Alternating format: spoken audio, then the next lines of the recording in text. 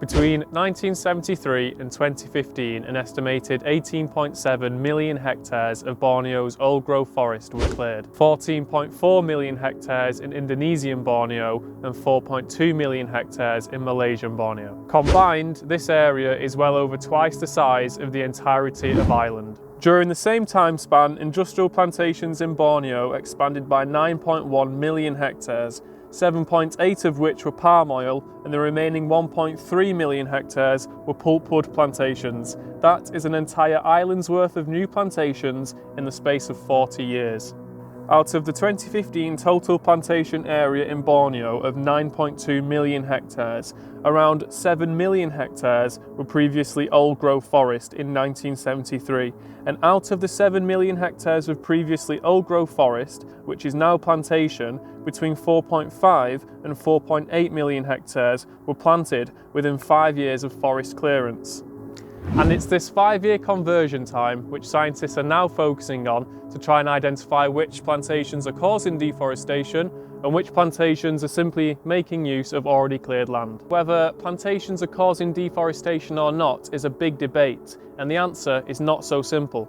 It's important to keep in mind that plantations are an extremely important source of revenue for tropical countries, and this revenue can uplift many millions of people out of poverty by providing jobs both directly and indirectly through plantation industries.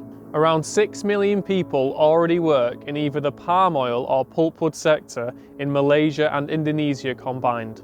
So outlawing plantations would be highly damaging to the millions of people who already depend on the industry for their livelihood. Planted on unused land, palm oil can greatly contribute to the economy and provide millions of jobs, all while having relatively low impacts on the environment and biodiversity.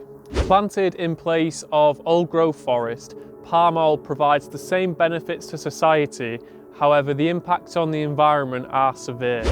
Endemic species are those found only in one region, and Borneo has hundreds of endemic species. If the old-growth forests of Borneo continue to be destroyed, we risk forever losing amazing animals such as the strange-looking proboscis monkey, the incredibly intelligent Bornean orangutan, which shares 97% of its DNA with us humans, not to mention hundreds of other species. The forest in Borneo is over 140 million years old and is one of the last untouched wildernesses left on Earth. The answer to this problem is to figure out which plantations are using already cleared land and which plantations are clearing land in order to exist.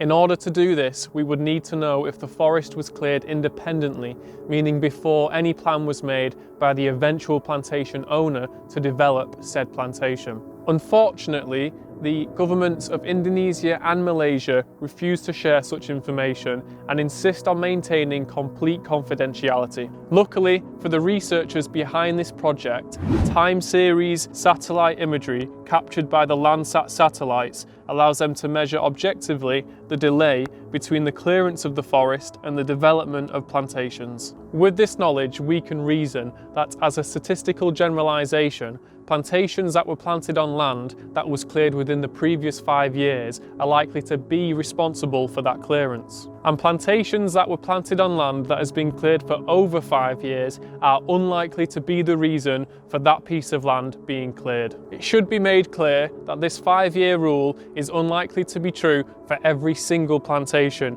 However, as a generalization, it should be true for all but a few cases. And it enables us to identify benign from harmful plantations. Furthermore, it enables transparent objectivity in a time where debates on palm oil are polarised and non-constructive. With our newly found objective view of plantations and their associated conversion rates, it should be fairly easy for legislative bodies to implement this 5-year rule as one of their criteria when labelling a plantation-derived product as either sustainable or as a product with zero net deforestation status. This would allow consumer choice between products that are causing deforestation and those that aren't, especially in a time when outcry about palm oil products is at an all-time high.